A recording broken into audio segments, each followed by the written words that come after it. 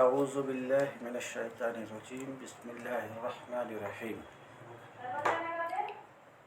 سورة الکہف 111 آیہ و10 آیات کوفی۔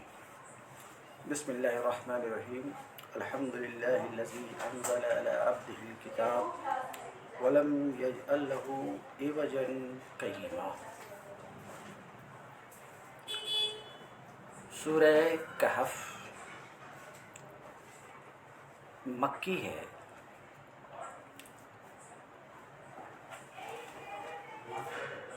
مکی کا مطلب یہ ہے کہ قرآن پاک کی جس قدر صورتیں ہیں اس میں کچھ صورتیں مدنی ہیں، کچھ مکی ہیں۔ مدنی اور مکی اس سلسلے میں اصطلاحات کئی ایک ہیں، مگر سب میں مقبول اصطلاح یہ ہے کہ وہ سورہ جو ہجرت سے پہلے نازل ہوئی ہے اس کو مکی کہتے ہیں، اور وہ سورہ جو ہجرت کے بعد نازل ہوئی ہے اس کو مدنی کہتے ہیں، خواہ آپ صلی اللہ علیہ وسلم زمین کے کسی چپے کسی حصے میں مقیم فرما ہوں۔ تو سورہ کہف مکی ہے۔ اس کا مطلب یہ ہے کہ اس سورہ کا نزول ہجرت سے پہلے ہوا ہے۔ یہ سورہ ہجرت سے پہلے نازل ہوئی ہے۔ اب رہی بات یہ کہ ہجرت سے پہلے نازل ہوئی تو کس سن میں نازل ہوئی، اس بات کی تعین کہ یہ نبوت کا کون سا سال تھا جس سال میں اس سورہ کا نزول ہوا، اس پر گفتگو کرنے سے پہلے ہم یہ دیکھتے ہیں کہ اس سورہ میں کتنی آیتیں ہیں۔ تو مفسر لکھتے ہیں 111 آیہ، اس سورہ میں 111 آیت ہے، مگر و10 آیات کوفی، مگر کوفی قرہ کی قرأت میں 11 کی بجائے 10 آیات ہیں۔ اس کا مطلب یہ ہوا کہ کوفی کے سوا جو 4 قرہ ہیں قرہ سبعہ میں سے، ان کے نزدیک اس سورہ میں 111 آیات ہیں، مگر کوفی قرہ جو 3 بچ گئے، 4 کے سوا 3 جو بچ گئے، ان کوفی قرہ کے نزدیک 110 آیت اس سورہ میں ہے۔ سورہ کہف جیسا کہ میں عرض کیا کہ یہ سورہ مکی ہے، یعنی ہجرت سے پیشتر اس سورہ کا نزول ہوا ہے، مگر کس سن میں؟ تو اس سورہ کے مضمون، اس سورہ میں غور کرنے سے یہ بات، اس سورہ میں جو مضمون ہے، اس سورہ کا جو انداز بیاں ہے، اس میں غور کرنے سے یہ بات معلوم ہوتی ہے کہ اس سورہ کا نزول ہجرت حبشہ سے کچھ پہلے کا ہے۔ اب رہا سوال یہ کہ اس سورہ کا موضوع کیا ہے، اس سورہ کا مضمون کیا ہے، یہ ایک اہم سوال ہے۔ تو واضح رہے کہ اس سورہ کا موضوع، اس سورہ کا مضمون وہ دراصل مشرکین مکہ کے 3 سوالات کے جواب میں اس سورہ کا نزول ہوا ہے، جو انہوں نے نبی کریم صلی اللہ علیہ وسلم سے امتحان کے طور پر اہل کتاب کے مشورے سے آپ کے سامنے پیش کیے تھے۔ وہ 3 سوالات کیا تھے؟ 3 سوال میں سے ایک سوال تو یہ تھا کہ اصحاب کہف کون ہیں؟ دوسرا سوال یہ کہ موسیٰ اور خضر کے قصہ کی حقیقت کیا ہے؟ اور تیسرا سوال یہ کہ ذوالقرنین کا قصہ کیا ہے. تو مختصر یہ کہ یہ سورہ یعنی سورہ کہف مشرکین کے 3 سوالات جو نبی کریم صلی اللہ علیہ وسلم سے ہوئے، ان سوالات کے جواب میں یہ سورہ کہف ہے. تو اس میں 3 سوالوں کا جواب ہے، جن سوالوں کا ذکر کیا گیا. مگر قرآن پاک کا کمال یہ ہے کہ ان سوالات کا جواب جو وہ چاہتے تھے، قرآن نے ان تینوں سوالات کا جواب دیا، مگر انداز بیاں ایسا خوبصورت ہے، انداز بیاں ایسا خوبصورت ہے کہ سوالات کے جواب دینے کے درمیان ان جواب کو مکہ کے کفار اور مکہ کے اہل ایمان پر اس طریقے سے منطبق کر دیا گیا کہ جواب دیتے ہوئے یہ واضح کیا گیا کہ اصحاب کہف جس کے بارے میں تم سوال کر رہے تھے، یہ اصحاب کہف مکہ کے مسلمانوں کے درجے میں تھے، ان کی طرح تھے، اور تم مکہ کے مشرکین، تمہارا حال یہ ہے کہ تم ان لوگوں کی طرح ہو، اس قوم کی طرح ہو جن کی وجہ سے اصحاب کہف کو اپنا وطن، اپنا ملک چھوڑ کر کہف آنا پڑا. یعنی اصحاب کہف توحید کے علم بردار تھے، اللہ کو ایک ماننے والے تھے، توحید کے قائل تھے، آخرت پر ایمان رکھنے والے تھے. جو اصحاب کہف کا عقیدہ تھا وہی اہل ایمان کا عقیدہ ہے، اور اصحاب کہف کے مخالفین کا وہ نظریہ تھا جو تمہارا نظریہ ہے. اس بات کی واضح کیے جانے کے بعد کہ اس میں 3 سوالات کے جواب ہیں، سب سے پہلے اصحاب کہف کا ذکر آئے گا، اس کے بعد اصحاب کہف کے بعد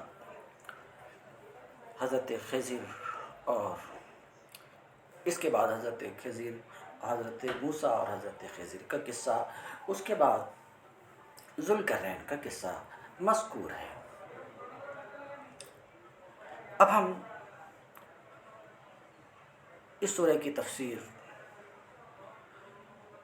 مصنف کے تفسیر کے مطابق شروع کرتے ہیں. بسم اللہ الرحمن الرحیم. الحمدللہ الذی انزل علی عبدہ الکتاب ولم یجعل لہ عوجا قیما. سب تعریف اللہ کے لیے ہے جس نے اپنے بندے پر کتاب اتاری. کل تعریف اللہ کے لیے ہے جس نے اپنے بندے پر کتاب اتاری. علی عبدہ محمد. علی عبد کی تفسیر مصنف محمد صلی اللہ علیہ وسلم سے کر کے اشارہ کرنا چاہ رہے ہیں کہ عبد سے یہاں پر مراد عبد خاص ہے، اضافت عہد کے لیے ہے، خاص بندہ، اور وہ محمد صلی اللہ علیہ وسلم ہے. یعنی جس نے محمد صلی اللہ علیہ وسلم پر اتاری.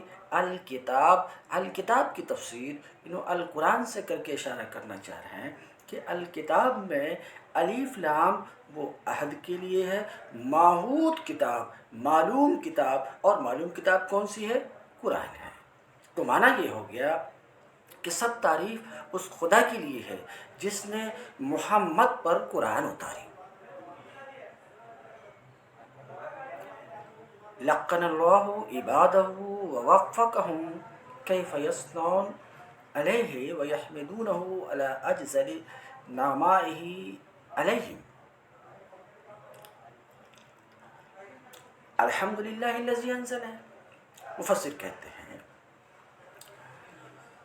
ایک گویا کہ سوال کا جواب کہ یہاں الحمدللہ اللہ خود اپنی تعریف فرما رہا ہے. اس کا جواب دیتے ہیں کہ در حقیقت یہ کیا ہے، اللہ تعالیٰ نے اپنے بندے کو تلقین کی، اللہ تعالیٰ نے اپنے بندے کو تلقین کی، اللہ تعالیٰ نے اپنے بندے کو تلقین کی اور ان کو توفیق دیا۔ اللہ نے اپنے بندوں کو سکھایا کہ کس طریقے سے اللہ کی حمد و ثنا کریں، کس طریقے سے اللہ کی حمد و ثنا کریں اس کی عظیم ترین نعمت پر۔ اب اللہ کی عظیم ترین نعمت کیا ہے؟ یعنی اللہ کی عظیم ترین، یعنی اللہ نے یہ جو عظیم ترین نعمت بندوں کو، مسلمانوں کو، اہل ایمان کو دیا، اور وہ عظیم ترین نعمت کیا ہے؟ اسلام کی نعمت ہے، قرآن کی نعمت ہے۔ اس قرآن کا نبی کریم صلی اللہ علیہ وسلم پر آنا یہ نعمت ہے، سمجھ رہے ہیں؟ اس نعمت پر اتنی بڑی نعمت ملی، اس نعمت پر کس طریقے سے حمد و ثنا کریں، یہ اللہ رب العزت نے سکھایا۔ الحمدللہ الذی، اللہ یہ سکھایا الحمدللہ فرما کر کے، بلب سے دیگر اپنی تعریف کر کے۔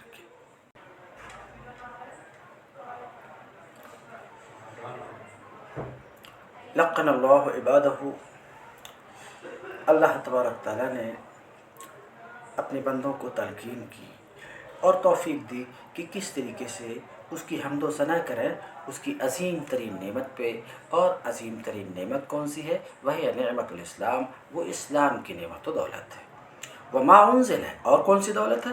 اور وہ نعمت ہے جو محمد صلی اللہ علیہ وسلم پر اتاری گئی، وہ عظیم ترین نعمت وہ ہے جو محمد صلی اللہ علیہ وسلم پر اتاری گئی، یعنی من الکتاب، یعنی وہ کتاب جو بندوں کی نجات کا سبب ہے۔ وَلَمْ يَجْعَلْ لَهُ عِوَجًا، اور اس کتاب میں اللہ نے کوئی کجی نہیں رکھی، کوئی ٹیڑھ نہیں رکھا۔ اس کتاب میں کوئی کتاب کو اتارا اور اس کتاب میں کوئی ٹیڑھ نہیں ہے، کوئی کجی نہیں ہے، یعنی اس میں ٹیڑھی موڑھی، گول مول ایسی باتیں نہیں ہے، بلکہ جو بات ہے اس کتاب میں صاف ہے، سیدھی ہے، ٹیڑھ سے، کجی سے خالی ہے۔ اے شیئا من العوج، اے شیئا من العوج، عوجن کی تفسیر ہے۔ اس تفسیر سے مفسر افادہ کرنا چاہ رہے ہیں، بتانا چاہ رہے ہیں کہ عوجن نکرہ ہے، اور نکرہ نفی کے تحت ہے، اور نکرہ نفی کے تحت ہوتا ہے تو عموم کا فائدہ دیتا ہے۔ تو معنی یہ ہے کہ کسی طرح کی کوئی کجی اللہ نے اس میں نہیں رکھی، شیئا من العوج۔ تو کتاب میں اللہ نے کوئی ٹیڑھ نہیں رکھا۔ سوال یہ ہوتا ہے، ٹیڑھا پن، ٹیڑھ، کجی دیکھنے والی چیزوں میں تو ہوتی، دیکھنے جو چیزیں نظر آتی وہ سیدھی ہوتی ہے، ٹیڑھی ہوتی ہے، مگر معنی میں ٹیڑھا پن کیا ہوتا؟ کیا آیان کی طرح ہے آراز و معنی میں بھی کجی ہوتی ہے؟ تو اس کا جواب مفسر دیتے ہیں، والعوج فی المعانی کالعوج فی العیان۔ جس طریقے سے آیان میں نظر آنے والی چیزوں میں کجی ہوتی ہے، ایسے ہی معنی میں بھی کجی ہوتی ہے۔ مثال کے طور پہ بولا جاتا ہے، فی رائہ عوج، اس کی رائے میں کجی ہے، وفی عصاہ عوج، اس کی عصا میں، اس کی لاٹھی میں ٹیڑھ ہے، کجی ہے۔ وَلَمْ يَجْعَلْ لَهُ عِوَجًا، اس میں کوئی کجی نہیں رکھی۔ ایک تفسیر میں نے بیان کیا کہ کجی ہونے کا مطلب اس میں ٹیڑھی موڑی گول مول باتیں نہیں ہے۔ ایک دوسری تفسیر مفسر کر رہے ہیں وَلَمْ يَجْعَلْ لَهُ عِوَجًا کا کہ مطلب یہ ہے نفی الاختلاف و تناقض عن معنی، معنی یہ ہے اس میں کوئی ٹیڑھ نہیں ہے، اس میں اس نے کوئی کجی نہیں رکھی۔ اس کا معنی یہ ہے کہ اس کتاب میں کسی طرح کا کوئی اختلاف نہیں ہے، اس کتاب کے معنی میں کوئی تناقض نہیں ہے۔ ہوتا یہ ہے کہ عام طور سے انسان کا کلام، انسان کی کتاب ہوتی، انسان کی باتیں ہوتی، تو اس میں کہیں نہ کہیں کچھ نہ کچھ اختلاف دیکھنے کو آتا، کچھ نہ کچھ تناقض ہوتا ہے۔ کہ پہلے کچھ بعد میں کچھ ایسا ہو جاتا، اس کے مختلف اسباب ہیں۔ تو انسان کے کلام میں عام طور سے اختلاف اور تناقض دیکھنے میں کو ملتا ہے، مگر یہ اللہ کی کتاب ہے۔ اللہ رب العزت فرماتا لم یجعل لہ عوجا، اس میں ٹیڑھ نہیں رکھا، یعنی اس میں اس کے معنی میں کسی طرح کا کوئی اختلاف نہیں ہے، تناقض نہیں ہے، اور کوئی بھی چیز جو اس کتاب میں مذکور ہے، کوئی بھی چیز جو مذکور ہے وہ حکمت سے خالی نہیں ہے۔ قیما، اس میں کوئی ٹیڑھ نہیں رکھی، قیما، اور اس کتاب کو اللہ نے مستقیم بنایا، یعنی مستقیم بنانے کا مطلب خط مستقیم پر ہے، کوئی بھی کہ اس کتاب کی کوئی بھی بات خط مستقیم سے ہٹی ہوئی نہیں ہے۔ قیمہ ای مستقیمہ، اس کتاب کو مستقیم بنائے، اس میں کوئی ٹیڑھ نہیں ہے، اس میں کوئی کجی نہیں ہے۔ قیمہ، اس نے اسے بالکل سیدھی بنایا، مستقیمہ۔ وَانْتِسَابُهُ بِمُضْمَرٍ، ایک سوال کا جواب۔ سوال یہ ہے کہ قیمن کو نصب کیوں ہے؟ تو اس کا جواب دے رہے ہیں وَانْتِسَابُهُ بِمُضْمَرٍ، اس کو جو نصب ہے ایک فعل مضمر کی وجہ سے، ایک فعل کی وجہ سے جو مضمر ہے، اور جو مضمر و مقدر ہے وہ یہ ہے جعلہ، ای جعلہ قیما، اللہ نے اس کتاب کو مستقیم بنایا، سیدھی بنایا۔ اب سوال یہ ہوتا ہے کہ یہاں ایک فعل مقدر ہے، اور جو فعل مقدر ہے وہ جعلہ ہے، جعلہ ہے، وہ کس طریقے سے، وہ کس دلیل سے؟ کہتے ہیں اس لیے لِأَنَّهُ إِذَا نُفِيَ عَنْهُ الْعِوَجِ، اس لیے کہ جب اس سے عوج کی نفی کی گئی، اس لیے کہ جب اللہ نے اس سے عوج کی نفی کی، لم یجعل لہ عوجا، جب عوج کی نفی کی تو استقامت کو ثابت کر دیا۔ ٹیڑھا پن نہ ہونا استقامت ہے، کجی نہیں ہے تو سیدھی ہے، کج نہیں ہے تو سیدھی ہے۔ تو یہ کہنا کہ یہ کج نہیں ہے تو یہ کہنے کی طرح ہو گیا کہ یہ سیدھی ہے، اس لیے کہ جب عوج کی نفی کی گئی تو استقامت کو ثابت کر دیا۔ وفائدۃ الجمع بین نفی العوج، اب ایک سوال کہ اوپر میں ولم یجعل لہ عوجا، اس سے متصل قیما، تو لم یجعل لہ عوجا کا معنی یہ ہے کہ اس میں ٹیڑھ نہیں ہے، کجی نہیں ہے، تو یہ کہنا کہ کجی نہیں، یہ کہنے کی طرح ہو گیا کہ یہ سیدھی ہے۔ تو یہ کہنا کہ کجی نہیں ہے، یہ اس بات سے بے نیاز کر دیتی کہ یہ بات کہی جائے کہ یہ سیدھی ہے، تو پھر دونوں کو جمع کیوں کیا گیا؟ تو اس سوال کا جواب دیتے ہیں فائدۃ الجمع بین نفی العوج و باطل استقامہ، عوج کی نفی اور استقامت کی اس بات، ان دونوں کے درمیان جمع کرنے کا فائدہ یہ، یعنی یہ کہنا کہ عوج ٹیڑھ نہیں ہے اور یہ کہنا کہ یہ سیدھی ہے، ان دونوں کو حالانکہ دونوں ایک ہی بات ہے، ایک نفی کے پہلو میں ہے، ایک اس بات کے پہلو میں ہے، دونوں ایک ہی بات ہے، مگر ان دونوں کو جمع کیا گیا۔ اس کا فائدہ کیا ہے؟ کہتے ہیں حالانکہ فی احدہما، حالانکہ ان دونوں کے میں سے ایک کا ذکر دوسرے سے بے نیاز کر دیتا ہے، تو فائدہ کیا؟ التاکید، کجی نہیں ہے، سیدھی ہے، سمجھ رہے ہیں؟ تو اس کا کیا مطلب؟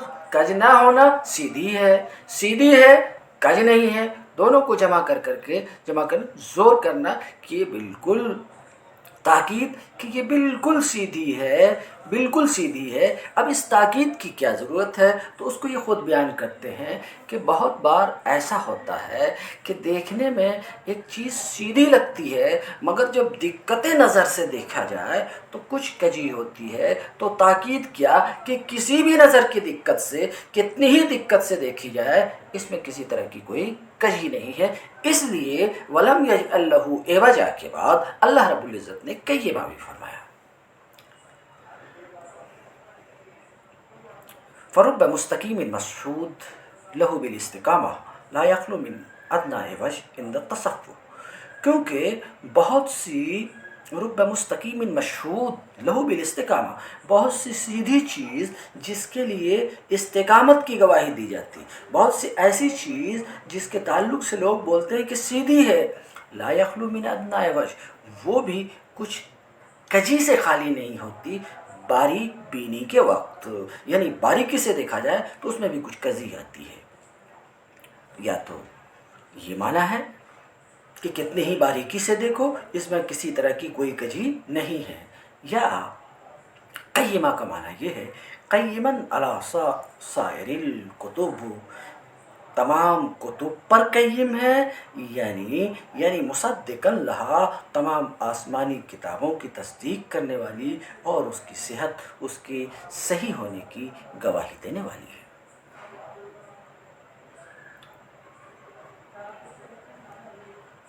لینذر ہے،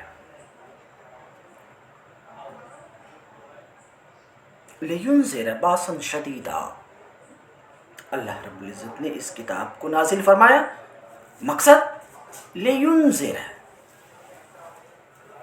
تاکہ خبردار کرے، انذر ینذر انذار، خبردار کرنا، ڈرانا، تاکہ ڈرائے، باسن شدیدہ،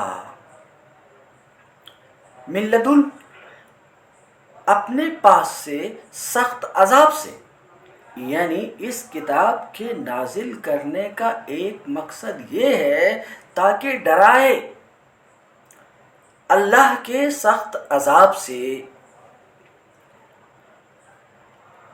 انذر متعدن الی مفعول ہے، یہ نحوی گفتگو ہے، کہنا یہ چاہ رہے ہیں کہ لینذر باسن شدیدہ، باسن شدیدہ اس کا پہلا مفعول ہے، ایک مفعول ہے، اور انذر ینذر کا حال یہ ہے کہ یہ دو مفعول کے ذریعے سے متعدی ہوتا، اور نظر یہاں صرف ایک مفعول آ رہا ہے، تو ایک مفعول اور کہاں ہے؟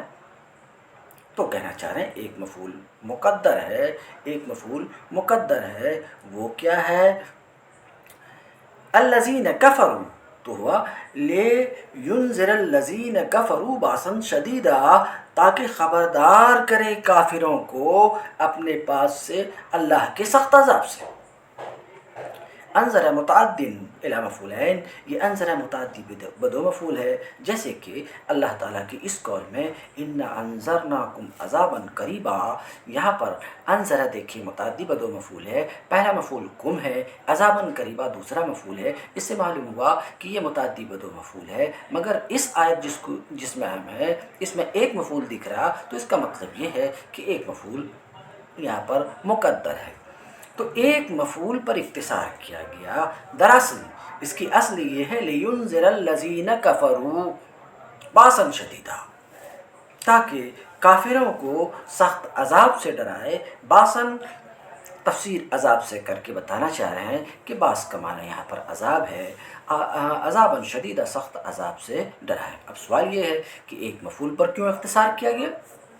انما ایک مفعول پر اختصار کیا گیا، انذر کی ایک مفعول پر، اس لیے لأن المنذر به هو المسوق الیہ، اس لیے کہ جس چیز سے خبردار کیا گیا اس کو لایا گیا تو اسی کے اوپر اختصار کر لیا گیا۔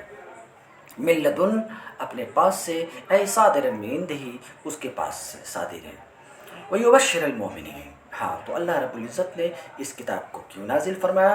وہ خود فرماتا وَلَمْ يَجْعَلْ لَهُ عِوَجًا قَيِّمًا لِيُنذِرَ، اس کتاب کے نازل فرمانے کا، اس کتاب کے نازل فرمانے کا مقصد یہ کہ کافروں کو سخت عذاب سے ڈرائے، اور اہل ایمان، ان اہل ایمان کو جو نیکوکار ہیں ان کو اجر حسن کی بشارت سنائے۔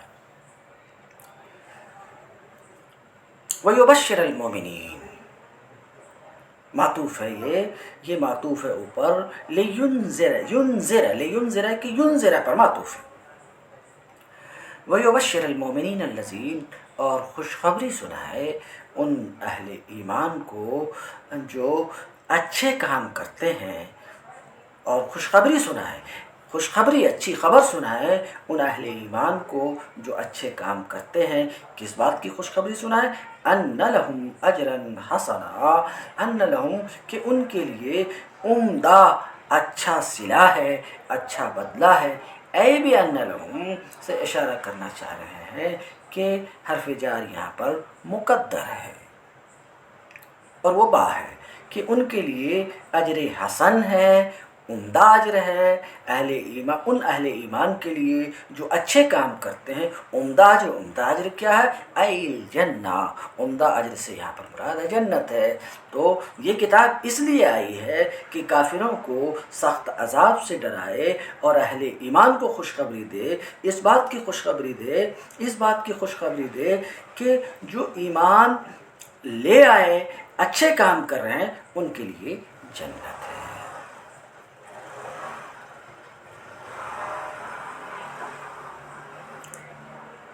یبشر حمزہ و علی، یہ حمزہ اور علی کی قرأت ہے۔ ماکسین فیہ ابدا، ان اہل ایمان کو خوشخبری سنائے کہ ان کے لیے، ان اہل ایمان کو خوشخبری سنائے جو نیک کام کرتے کہ ان کے لیے اجر حسن ہے۔ ماکسین فیہ، جس اجر حسن میں، ماکسین فیہ ابدا، جس اجر حسن میں وہ ہمیشہ رہیں گے، یعنی جنت میں وہ ہمیشہ رہیں گے۔ ماکسین، اب یہاں نحوی گفتگو ہے۔ حال منہم فی لہم، ان لہم میں جو ہم ہے، ہم کی ضمیر ہے، اس ضمیر سے یہ حال ہے کہ ان کے لیے یعنی نیکوکار اہل ایمان کے لیے جنت ہے، درا حالے کہ وہ اس جنت میں، اس اجر میں ہمیشہ رہیں گے۔ حال منہم فی لہم، لہم کے اندر جو ہم کی ضمیر ہے اس سے یہ ماکسین حال ہے، اس میں ہمیشہ رہیں گے۔ اس میں کس میں؟ اجر میں، اور اجر سے مراد جنت ہے۔ تو اس کتاب کے انزال کی وجہ بتائی گئی کہ سخت عذاب سے کافروں کو ڈرائے اور اہل ایمان کو خوشخبری دے۔ وَيُنذِرَ الَّذِينَ قَالُوا اتَّخَذَ اللَّهُ وَلَدًا، اور یہ کتاب اس لیے بھی آئی ہے کہ ڈرائے ان لوگوں کو جو یہ کہتے ہیں، جنہوں نے ایسا کہا۔ یہ کتاب اس لیے بھی آئی ہے کہ ان لوگوں کو ڈرائے جو کہتے ہیں، کیا کہتے ہیں؟ اتخذ اللہ ولدا، اللہ نے ولد بنا رکھی ہے، اللہ نے اپنے لیے بچہ بنا رکھا ہے۔ ان کو خبردار کرنے کے لیے یہ کتاب آئی ہے جو ایسا کہتے ہیں کہ اللہ نے اپنے لیے بچہ بنا کر کے، ان کو ڈرانے کے لیے کہ خبردار، ایسی بات بولنا عظیم ترین جرم ہے۔ وَيُنذِرَ الَّذِينَ قَالُوا اتَّخَذَ اللَّهُ وَلَدًا، اور ڈرائے ان لوگوں کو جو کہتے ہیں کہ اللہ نے ولد بنا رکھا ہے۔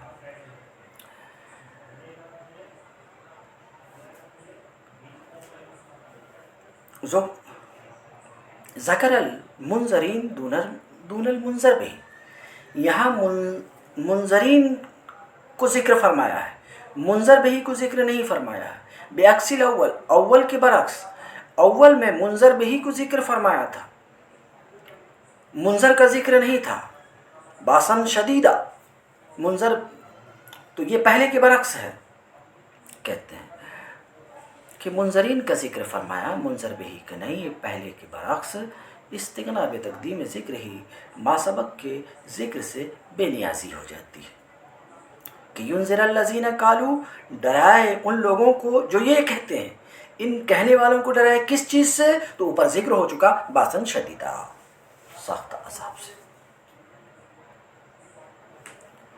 ما لہم بہ من علم، ما لہم بہ من علم، یہ لوگ جو ایسا کہتے ہیں، ڈرائے ان لوگوں کو جو یہ کہتے ہیں کہ اللہ نے ولد بنا رکھی۔ یہ کون لوگ ہیں؟ تو اس میں مکہ کے مشرکین بھی شامل ہیں جو یہ کہتے ہیں کہ اللہ نے ولد بنا رکھی، کیونکہ مکہ کے مشرکین کہا کرتے تھے کہ فرشتے اللہ کی بیٹیاں ہیں وہ، اور عیسائی نصارہ بھی شامل ہیں جو حضرت عیسیٰ کو اللہ کا بیٹا کہتے ہیں، اور یہود بھی شامل ہیں جو عزیر کو اللہ کا بیٹا کہتے ہیں۔ وہ سب لوگ اس میں شامل ہیں۔ تو ڈرائے مشرکین مکہ کو، مشرکین عرب کو اور یہود کو اور نصارہ کو۔ ما لہم بہ من علم، ایسا کہنے والوں کو کوئی علم نہیں ہے، کچھ بھی علم نہیں ہے۔ کس بات کا؟ بالولد، بچے کا، کہ اللہ کو کوئی بچہ ہے اس کا علم نہیں ہے، یا اس بات کا ان کو علم نہیں کہ اللہ نے کسی کو بیٹا یا بیٹی بنا رکھا ہے۔ ما لہم بہ من علم، ان لوگوں کو کوئی علم نہیں ہے ولد کا، او باتخاذہ، یا ولد بنانے کا۔ مفسر کہتے ہیں اس کا مطلب یہ ہے کہ ان کی یہ بولی، ان لوگوں کی یہ بولی کہ اللہ نے ولد بنا کے رکھا، یہ بات علم کے بنا پر نہیں نکلی ہے ان سے، بلکہ زبردست نادانی کی وجہ سے یہ بات ان کے زبان سے نکلی ہے۔ بات ختم ہو گئی۔ ما لہم بہ من علم، یہ علم کے بنا پر ایسا نہیں کہتے، بلکہ زبردست نادانی کی وجہ سے ایسا کہتے کہ اللہ نے کوئی بچہ بنا رکھا۔ سوال: فَإِن قُلْتَ اتِّخَاذُ اللَّهِ وَلَدًا فِي نَفْسِهِ مُحَالٌ فَكَيْفَ قِيلَ، اگر اعتراض کرو کہ اللہ کا فی نفس ہی کسی کو بچہ بنانا تو محال ہے، یہ محال ہے کہ اللہ کسی کو بچہ بنائے، پھر یہ کیسے کہا گیا ان کو کوئی علم نہیں ہے؟ تو کہتے ہیں فَكَيْفَ قِيلَ ما لہم بہ من علم، تو یہ کیسے کہا گیا کہ ان کو کچھ علم نہیں؟ اگر اعتراض کیا جائے تو اس اعتراض کے جواب میں عرض کروں گا، اس کا معنی یہ ہے کہ ما لہم بہ من علم، ان کو کچھ بھی علم نہیں ہے، لأنہ لیس مما یعلم، اس لیے کہ یہ ان چیزوں میں سے ہے ہی نہیں جس کا علم ہو سکے، کیونکہ محال ہے ایسا اللہ کا کسی کو ولد بنانا یا کسی کا اللہ کا بچہ ہونا۔ وَانتفاء العلم بالشیء، اور کسی چیز کے علم کا نہ ہونا یا تو نادانی کی وجہ سے ہوتا ہے، بالطریق اما للجہل، یا تو نہ جاننے کی وجہ سے اس طریق کو جو اس تک پہنچانے والا ہوتا، یا اس وجہ سے کہ فی نفسی محال ہے، فی نفسی محال ہے، اس لیے اس کا علم نہیں۔ تو ما لہم بہ من علم، نہ ان کو اس کا کوئی علم ہے، ولا لآبائہم، اور نہ ان کے آبا کو اس بات کا کوئی علم جن کی یہ تقلید کرتے ہیں۔ کبرت کلمہ، کتنی بڑی بات ہے، تخرج من افواہہم، جو ان کی زبانوں سے نکلتی ہے، کتنی بڑی بات ہے جو ان کی زبانوں سے نکلتی ہے۔ کلمہ نصب علی التمیز، کہنا یہ چاہ رہے ہیں، یہ نبی گفتگو ہے کہ کلمتاً کو نصب کیوں ہے؟ اس لیے کہ تمیز ہے، تمیز منصوب ہوا کرتی ہے، نصب ہے تمیز ہونے کے بنا پر۔ وفیہ معنی تعجب، اور اس میں تعجب کا معنی ہے، یعنی تعجب ہے کہ ایسی بات ان کی زبان سے نکلتی ہے۔ کانہ قیل، گویا کہ یہ کہا گیا کہ کتنی بڑی بات ہے، کتنی بڑی بات ہے، آگے تخرج من افواہہم، جو ان کی زبان سے نکلتی ہے۔ والضمیر فی کبرت یرجع الی قولہم اتخذ اللہ، اور کبرت میں جو ضمیر ہے یہ ضمیر پلٹ رہی ہے ان کے قول اتخذ اللہ ولدا کی طرف۔ وسمیت کلمہ، اب سوال یہ کہ کبرت کلمہ، ان کا یہ جملہ کہ اللہ نے ولد بنا رکھا ہے، یہ تو کلمہ نہیں ہے، کلام ہے، مگر اس کو کلمہ کہا جا رہا ہے، کبرت کلمہ۔ تو اس کا جواب یہ کہ کلمہ کا ایک اصطلاحی معنی ہے جو صرف اور نحو کی اصطلاح میں ہے، اور تو کلمہ اس پر بھی بولا جاتا جو صرف اور نحو کی اصطلاح میں ہے، اور کبھی کبھی کلمہ کلام پر بھی بولا جاتا، قصیدہ پر بھی بولا جاتا ہے۔ تو اس کا جواب دے رہے ہیں، سمیت کلمہ، یہاں کلمہ کہا گیا، ایسے ہی جیسے کہ قصیدہ کو بھی کلمہ کہا جاتا ہے، جیسا کہ قصیدہ کو بھی کلمہ کا نام دے دیتے ہیں۔ کبرت کلمہ تخرج من افواہہم، کتنی بڑی بات ہے جو ان کے منہوں سے نکلتی ہے۔ تخرج من افواہہم کلمہ کی صفت ہے، کلمہ موصوف ہے اور یہ جملہ صفت ہے، اور اس میں کوئی قباحت نہیں ہے، کیوں؟ جملہ نکرہ کے حکم میں ہوتا اور کلمہ بھی نکرہ ہے۔ کتنی بڑی بات ہے جو ان کے منہ سے نکلتی، صفت لکلمہ تفید استعظام، یہ کتنی بڑی بات ہے، استعظام کا فائدہ دے رہی ہے۔ کس نے؟ لاجتراءہم علی النطق بہا، ان کلمات کے بولنے پر جرأت کرنے کی وجہ سے، و اخراجہا من افواہہم، اور اپنے منہ سے اتنی بڑی بات نکالنے کی وجہ سے۔ فإن کثیر مما یوسوس الشیطان، کیونکہ بہت سی باتیں ایسی ہوتی ہے کہ شیطان انسان کے دل میں بہت سی ناپسندیدہ باتوں کو ڈالتا ہے، مگر اسے بول نہیں پاتے، بلکہ اس پر غصہ ہوتے ہیں۔ تو جب اور ساری باتیں نہیں بول سکتے تو اس کو تو بدرجہ اولا نہیں بولنا چاہیے کہ فَكَيْفَ بِمِثْلِ هَذَا الْمُنْكَرِ إِنْ يَقُولُونَ إِلَّا كَذِبًا، یہ بس جھوٹ بولتے ہیں۔ مَا يَقُولُونَ ذَلِكَ إِلَّا كَذِبًا، اس تفسیر سے افادہ کرنا چاہ رہے ہیں کہ ان یہاں پر نافیہ ہے، ما کے معنی میں یہ بس جھوٹ بولتے ہیں۔ وہ صفت لمصدر محذوف، اور کذبا یہ صفت ہے مصدر محذوف، اور وہ قول کی، اے قولا کذبا، یہ جھوٹ بولتے ہیں۔ صدق اللہ العظیم و بلغنا رسولہ النبی الکریم۔